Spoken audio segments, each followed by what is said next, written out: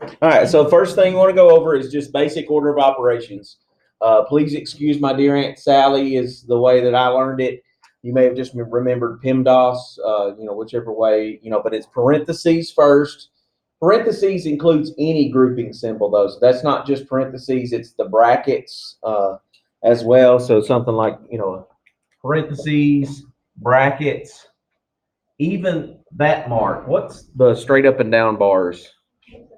Absolute value. That's also a grouping symbol.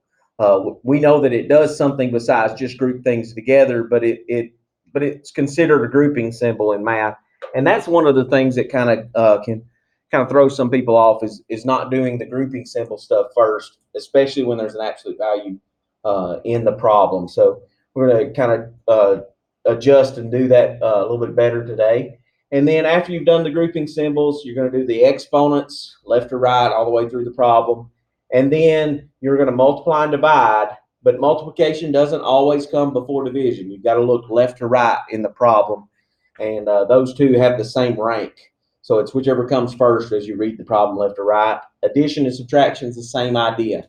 Addition doesn't rank above subtraction. It's whichever one comes first, left to right. So you've got to do it in that order so that we all end up with the same answer out of that. So there have to be some rules so that everything works the same way. So this is the order that we need to do things. So we're going to look at these things, and I'm going to do a lot of stuff by hand, and then I'm going to show you how you can use your calculator to check and make sure you're doing it right.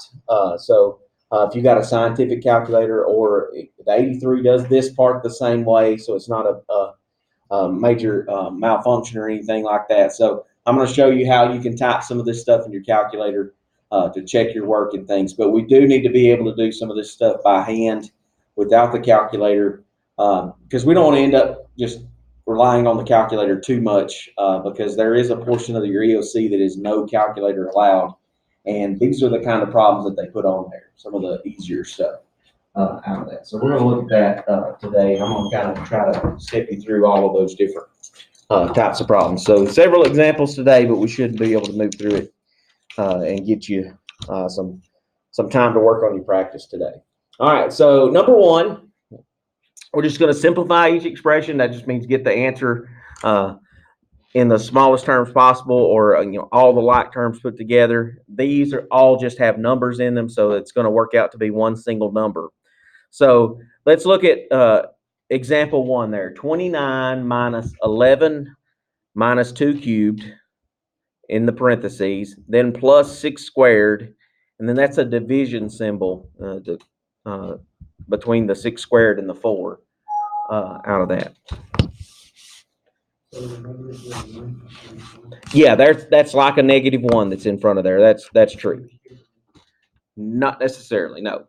I don't need to do that because I'm doing it with just numbers here. So where do I need to start with this problem? At the 2 cubed, because it's where? Inside the parentheses, and it's an exponent inside the parentheses. We're going to work that out. So that's going to be 11 minus, what is 2 to the third power? 8, because 2 to the third means what?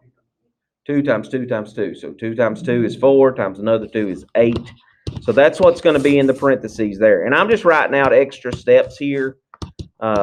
I would expect as you're doing these that you'll do a lot of steps all at once, which is fine as long as you do them the right way. Okay, so 2 cubed is 8.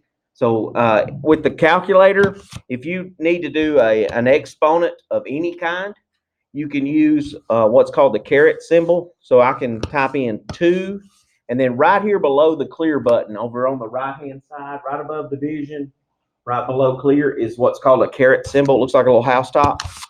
And when you hit that, it means whatever you type in next is an exponent. So if you're using an 83, it puts the little caret symbol there.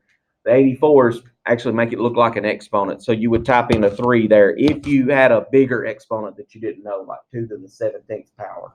That'd be something I wouldn't want to do by hand at all, and probably wouldn't do by hand. So you just hit the base, the number that you're raising to an exponent, the caret symbol. Jaden Hawkins and Sarah Weeks report to the office. And then 2 to the third power, and hit enter, and it tells you that's 8. So Using the calculator to get an exponent done there works out wonderfully. But we didn't really have to have that to do the problem. The next thing we should do is what? But following order of operations to the T. 11 minus 8 should be next because that's in the parentheses. So 11 minus 8 would be 3. And once I've done everything that's in those parentheses, I just take them out. You have any parentheses left there. Okay, so 11 minus 8 is 3. And then the next thing that should happen would be what? 6 squared, which would be 36. And now, of all the things that are on that line, what should happen next? Yeah, that 36 divided by 4. That division is going to happen before the addition or subtraction does. So what is 36 divided by 4? 9. Okay, and then everything else is the same. Now what? Subtract. So left to right, subtraction comes before that addition there. So 29 minus 3 is 26. Plus 9 is 35. Final answer. So if you would have done the negative 1 first, just do that. You would have, yeah, if you'd have. Yeah, you would have gotten the same answer there because the multiplication of the negative didn't change anything there. But you would have to make sure when you cube that 2 that you got to be careful about that. The distributing a negative there when the cube is inside of there. Yeah, just be real careful if you're gonna do that. If there's no letters in there, I generally don't do distributive property. I just work out the number inside and then do multiplication. That way, I'm only have to multiply once instead of twice. All right, let's look at number 2. We got 4 cubed minus absolute value of negative 8, and then times 6 divided by 16. Yeah, the grouping symbol tells us to do this absolute value part first. So that would be 4 cubed minus 8 times 6 divided by 16. Okay, 4 cubed. 4 times 4 is 16. 16 times 4 is 64. 4 to the third is 64. And this is where this one gets a little muddy sometimes. Some folks, you can struggle a little bit here with what's next. What is next for this problem, the correct way? Yeah, I got to multiply that 8 times the 6, and whether you treat it as a negative 8 or just an 8, it doesn't matter. That minus sign's still going to stay there. So that'd be 64 minus 48 divided by 16. And now what? Yeah, that division problem right there needs to be done. So that ends up being 64 minus what? 3 goes 3 times. And then, so with the calculator, if you're doing division, 48 divided by 16. That it looks, writes it like that, doesn't use a division symbol there. So just kind of familiarizing you with that calculator. And then 64 minus 3, we can definitely do without a calculator. 61. The final answer is 61. So just following those rules, do as many steps at the same time as legally possible. But definitely, if you're not sure, then spread it out into more steps because they don't take very long. So it's not too bad. Let's look at number 3 there. When it's written like the big fraction like that, what does that mean about the top and the bottom part? Yeah, they're dividing, right? And what you can do is you can kind of treat it as 2 separate problems and then do that division last. So that's the way you want to approach this, is just let's work the numerator because it's the biggest thing. If we get that done, then the denominator is not going to be too hard. So the numerator is the top part. So where do we start on the top part? Yeah, this absolute value stuff is where we want to start there. So 10 minus 12 would be negative 2 inside of an absolute value, inside of parentheses, and then 9 minus 2 squared. And then the next thing would be, what's the absolute value of negative 2? 2. So that's 2. And then what does 5 squared become? 25. Y'all know that stuff. Nothing strenuous about this. And then what So on the bottom, I'm going to go ahead and work that out. What's 9 minus 2 squared? Be 9 minus 4, which is 5. And now I'm just going to work out the top. What happens first on the top? 2 plus 25. So we have 7 minus 27.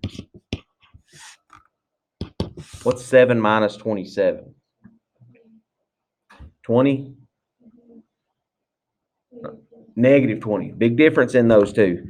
Negative 20 is 40 units away from positive 20. They're very different numbers, so be careful on your signs. I'd say last semester, in the 60 people that I had in Algebra 2 last semester, that was the most common mistake in this particular section, was just positive and negatives. And that probably, I would say, in my statistics and college algebra classes, that's the most common thing too. Will that divide evenly? How many times? Negative 4 times. Final answer is negative 4. That's kind of nice. Now I want to show you how you can get the absolute value thing with the graphing calculator and go through that real quick. So I'm going to be able to type this entire problem in one step with my graphing calculator. And the way that you do that is you have to treat it like you need to put the top part in parentheses and then the bottom set in parentheses. You got to add some parentheses into the problem. So what I'm saying is, when I type this in, I'm going to put parentheses around those things. Okay. So with the calculator, I'm going to type parentheses and then 7 minus parentheses. And this is where I need the absolute value mark. So with the graphing calculator, it'll actually do the absolute value thing for you. To get there, you hit the math button and then press the right arrow key. And that first choice, the ABS, that stands for absolute value. That's what that stands for. And it actually puts the absolute value symbol in there if you've got the 84. Yeah, sure.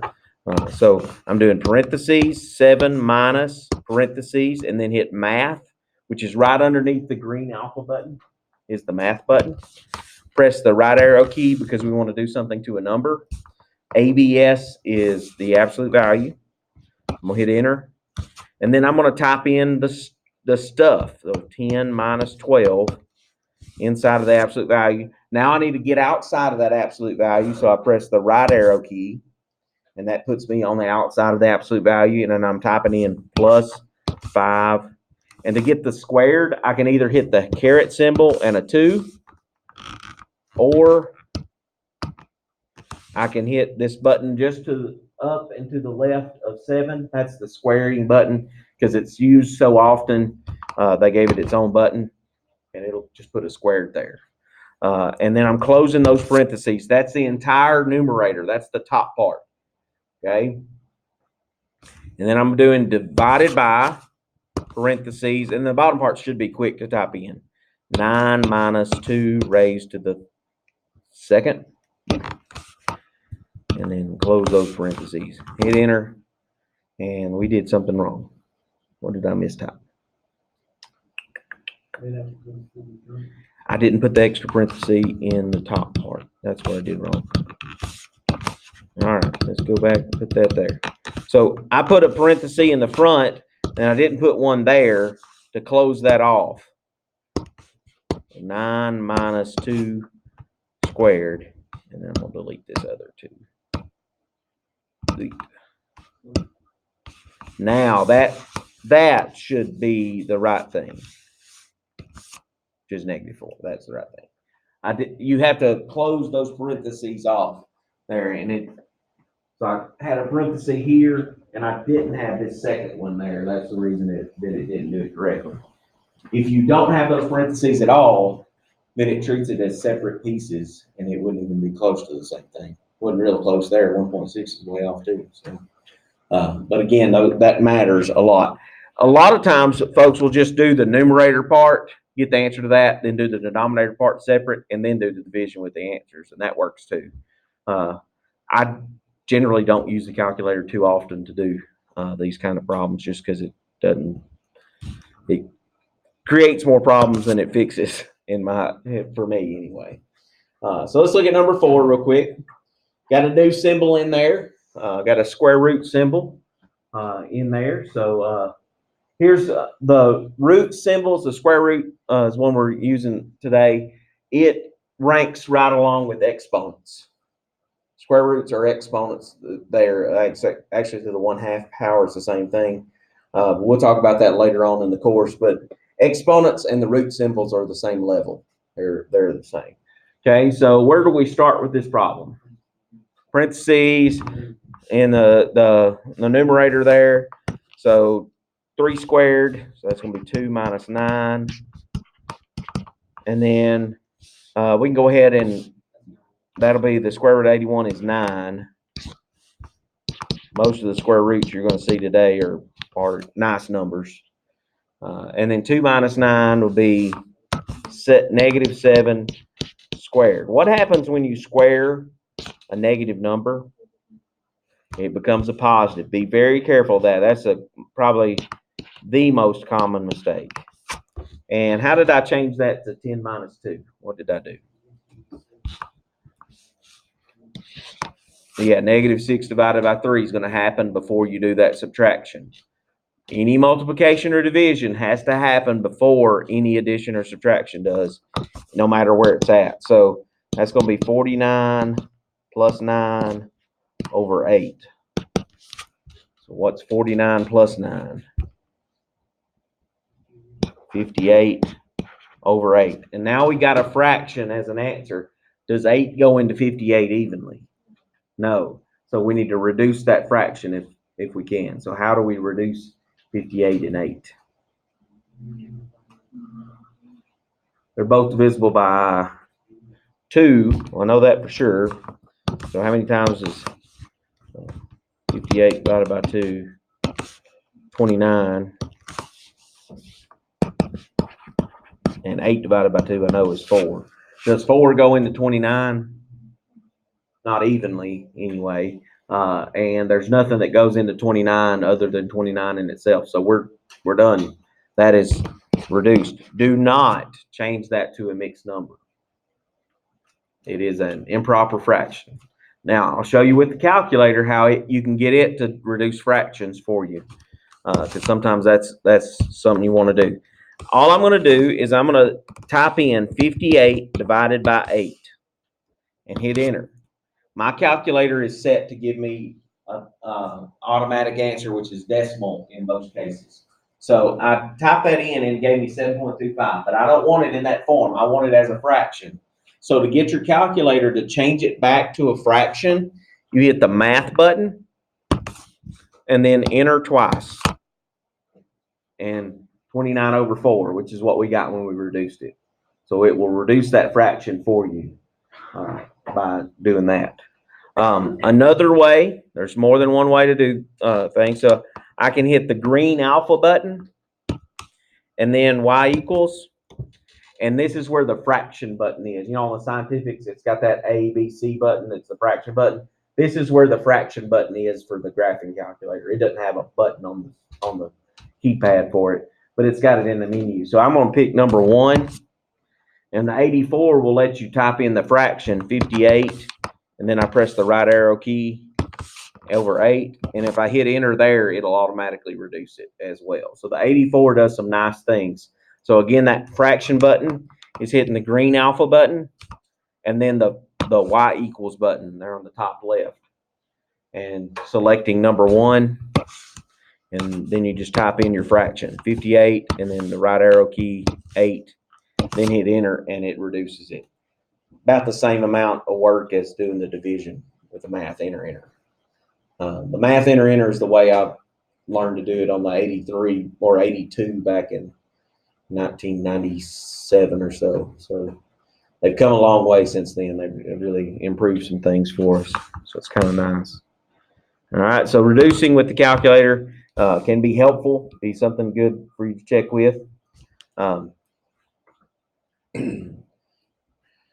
Number 5, the copy is that it's hard to see, but those are not absolute value symbols on the outside. Those are square brackets.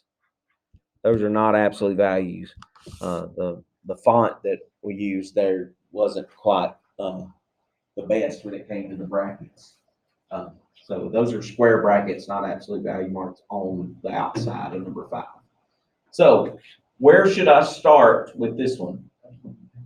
Absolute value, so -6 plus 2 is inside that absolute value mark. So that's going to be -4 inside the absolute value. I'm going to go ahead and do the square root of 9, which is 3. And then put the brackets back on. And then 3 minus 27 on the bottom. I'm just doing some of the exponent work as I go there, because it's not really affecting anything else. It's single numbers that have those exponents. Now the absolute value of -4 would be +4. So I'm just going to change that to +4 there. And then 4 plus 3 is 7. So I end up with 15 minus 7. And 3 minus 27 would be -24 on the bottom. All right, 15 minus 7, it'd be 8 squared, which is 64, that's right. And then we're going to reduce 64 and 24. So I know 4 goes into 24. I know 8 goes into 24, and 8 goes into 64. -8 or 8 over -3 or -8 over 3. Doesn't matter where you put the negative sign, as long as there's only one of them in there. You get that nice problem to work out there. Just following the rules of order of operations. There's really nothing much else to this. You don't have to, just follow the rules. That's all that it boils down to. Let's look at number 6. It's a little bit different because you got a fraction piece there, and then they've got this little weird thing hanging off the end there. So it looks a little different. So let's go ahead and do it. And where can I start? There's a lot of places I could start. I could start with any of those parentheses. I'm just going to do them all at once. So 9 minus 15, -6, and 7 minus 2 squared would be 7 minus 4, right? That'd be 3. And then that's over. And I can go ahead and do square root of 49, can't I? 7. Because it's a single number underneath there. There's really nothing else going on with that. So it's legal. Just go ahead and do that. And then that'll be minus absolute value of -5 is 5. So I've really cleaned that up a whole lot just by doing the parentheses and the exponent parts. So the next thing to do is what? Squaring the -6, which would be, try again, positive. Anytime you square, it's going to be positive. So then we're going to do 36 times 3. 36 times 3, 108 over 12 minus 5. 108, is it divisible by 12? Yeah, it's 9 times. 9 minus 5 is 4. All of that mess to get 4. But following the order the right way gets you there. Just be careful and follow the steps in the right order. You're going to be fine.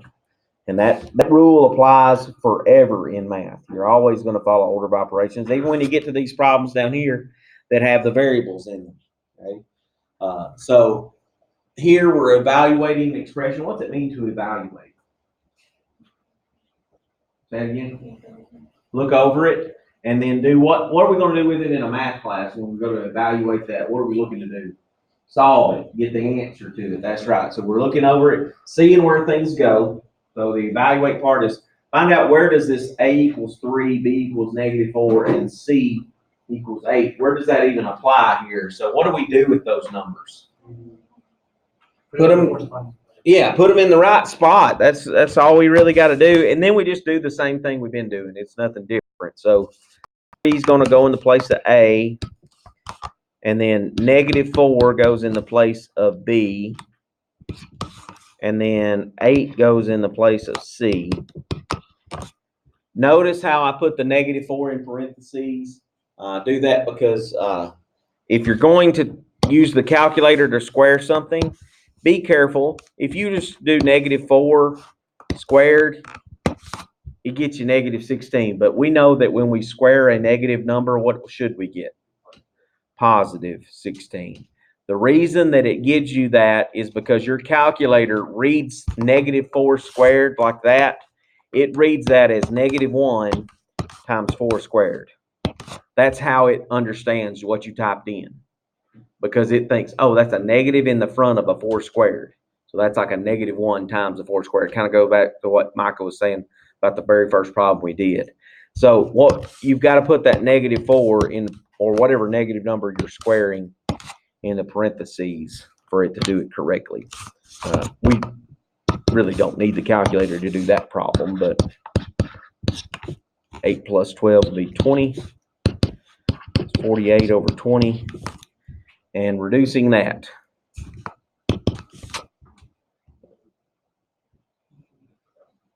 Say it again. 12 over 5. Divide both of them by 4 to get there. Good job. Real simple. Just plug in the stuff and follow the same rules. It's nothing new there that you have to worry about. It's all the same.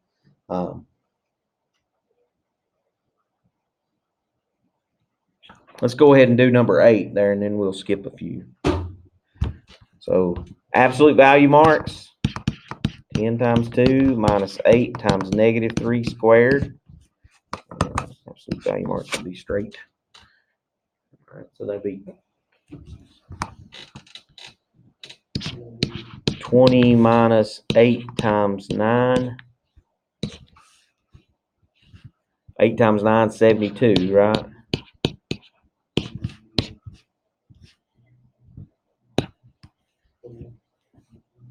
-52, right? And then the absolute value of that is 52.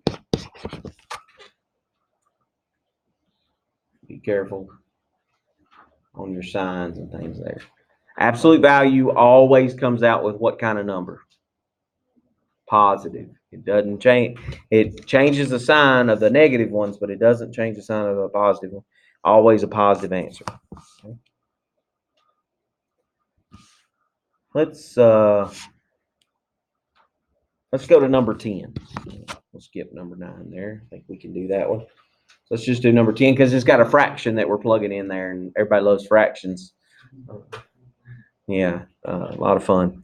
But it's a pretty simple problem. You got 3r minus 4 times s. So 3 times 5 minus 4 times 2/3. 15 minus 8 over 3. Remember, the rules for multiplying fractions are top times top, bottom times bottom, or you can cross cancel diagonally if possible. That one wouldn't do that. So now if I'm going to simplify that a little further or evaluate that, I need to combine those two numbers. And so 15 minus 8 over 3, if I do that with my calculator, I'm going to get this. And then I need to make that into a fraction again. So I'm going to hit math, enter, enter. And I get 37 over 3. Now I'm going to show you how to do that, how I would do that by hand. 15 is over 1. In order to add or subtract fractions, what do you have to have? Common denominator. Look at the two denominators, 1 and 3. What's the smallest number that 1 and 3 both go into? 3. 3 is the smallest number. So the second fraction already has a 3. The first one needs to be a 3. How do you change the 1 into a 3? Yeah, multiply by the top and bottom by that 3. So that's 45 over 3 minus 8 over 3, which is where the 37 over 3 comes from. So that doing it by hand is possible. We tend to not do that a lot because we're so used to grabbing the calculator. But know that you really should know how to do that without a calculator. we're going to do later on in the semester, we'll do some fractions that don't have numbers in the denominators, or may not have many numbers in the numerators either. May have some polynomial expressions in the numerators and denominators, and the calculator won't do those. But understanding how to do that problem is key to being able to do those problems later on. So being able to do that without a calculator is kind of a nice thing. It'll help you out later on. Pick me one of those, 11 or 12. Which one you want to do? 12? That's the only answer I heard, so that's the one we'll do. So what do we do? Plug in the numbers. Yeah, first steps, always do that.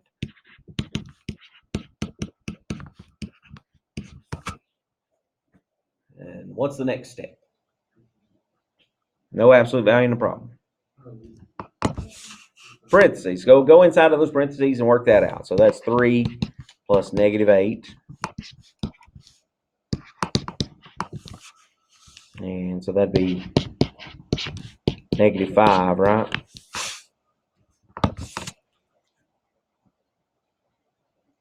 And what is -5 squared? Positive 25. So we have 2/5 times 25. And I'm going to write that 25 over 1. And this is where the multiplying of fractions, knowing those rules, you can either cancel vertically or diagonally. So diagonally, I have a 5 and a 25. Yeah, ends up being 10. Technically 10 over 1, but no need to write the 1 there. You get your answer. Okay. Not bad, not bad.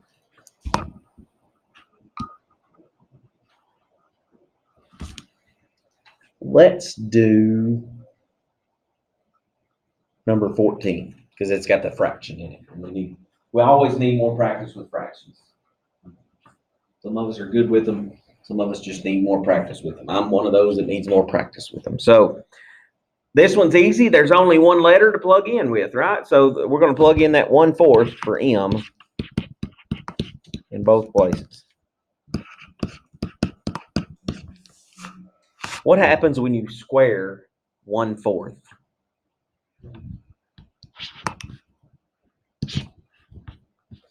What gets squared? The 1 or the 4 or both? Both. Because 1/4 squared means 1/4 times 1/4, right? That's what squaring something means, right? So we have to say 1 times 1, that's 1 squared, that's 1. 4 times 4 is the same thing as 4 squared, which is 16. So that's what the first piece is. The second one, I'm going to go ahead and do that math. 9 times 1 is 9 over 4. And then work out the first fraction, 2 times 1/16.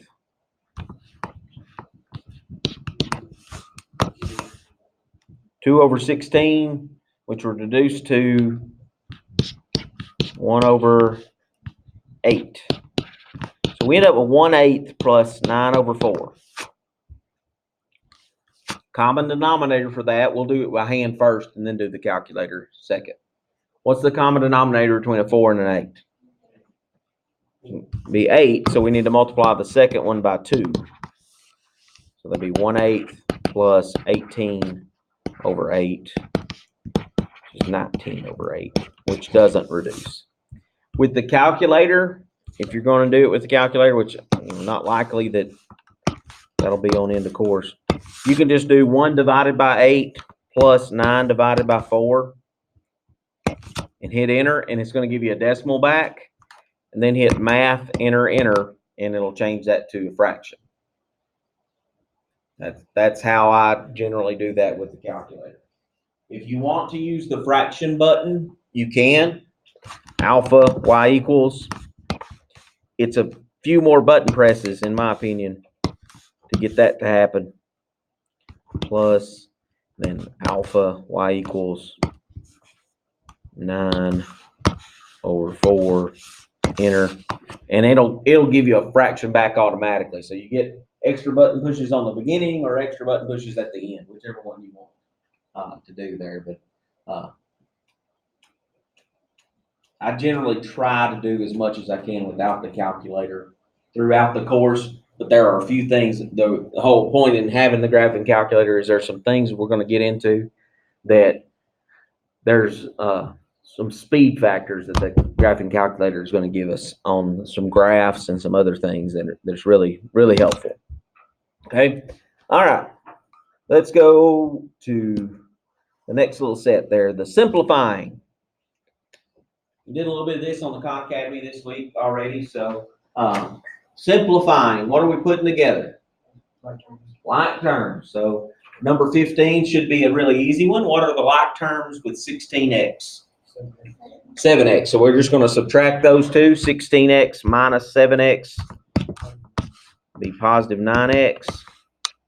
And then negative 11 plus 10 is negative 1. Real super easy there. Nothing to that. Let's go ahead and do 16. What do we have to do first there? The parentheses. Can we combine anything on the inside of the parentheses? No, but I can. So the next thing would go to after that is exponents. We don't have any. Then multiplication and division. That's where the distributive property comes in at. So that's 13 plus 6n minus 14 plus 19n. Mr. Isbell? Yeah. Yes. Can Lucas Evans step up here for a second? Sure. Thank you. All right. So now we've got the distributive property done. So let's go ahead and put the like terms together. And when you're writing your answers for this, the general idea is to put the letter part first. So you're going to have parts with letters, parts without letters.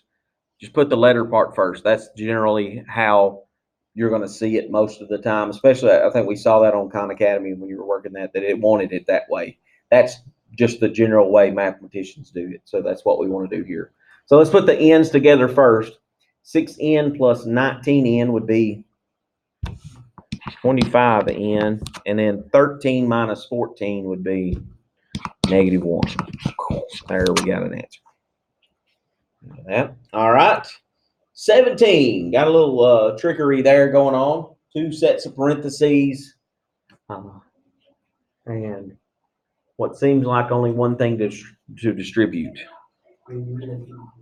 Now, you really have 2 things to distribute because what's really in front of this second parenthesis? The minus 1 there. So I think distributing both of those would be a good idea to start with because there's no like terms inside the parentheses. There's no exponents to do. So multiplication division comes next, and that's where distributive property lives. So 6c minus 12 minus 8c minus 1. When you put those together, what do you get? Nope. Negative 2c, good job.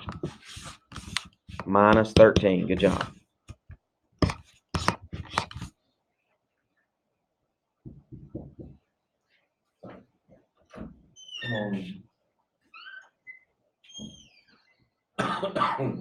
All right. Number 18. Negative 15y minus 7z plus y plus 9z. Is that any different than 15 and 16 were? Really? What's going on here?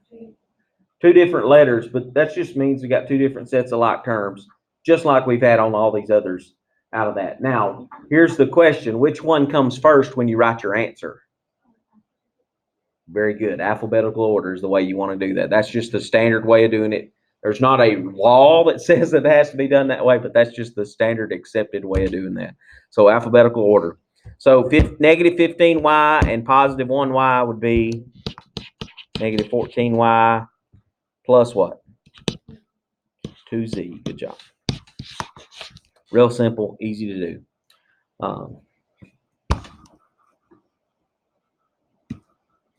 Pick one of those last 2 for the last problem of the day. Either 19 or 20. Which one? I heard a 20. Anybody else got a vote? 2 votes for 20. 20 wins. All right, so what do we do first? Yeah, just go parentheses, nothing to put together in parentheses yet. No exponents to work with through, so we're going to go to distributive property because the multiplication happens next. So what's the first little chunk going to be?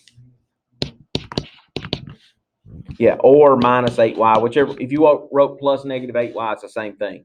I'm just going to write minus 8y there. What's the second chunk going to be? Plus 6y. Double negative there is what that's going on. What's in between the 8y and the 15? It's a plus sign because that's a positive. And then put them together and put them in the right order. So what goes first? Negative 1x or negative x, whichever way you want to write it. I'm fine either way. And then minus 2y. Easy peasy. And 2. Okay. All right.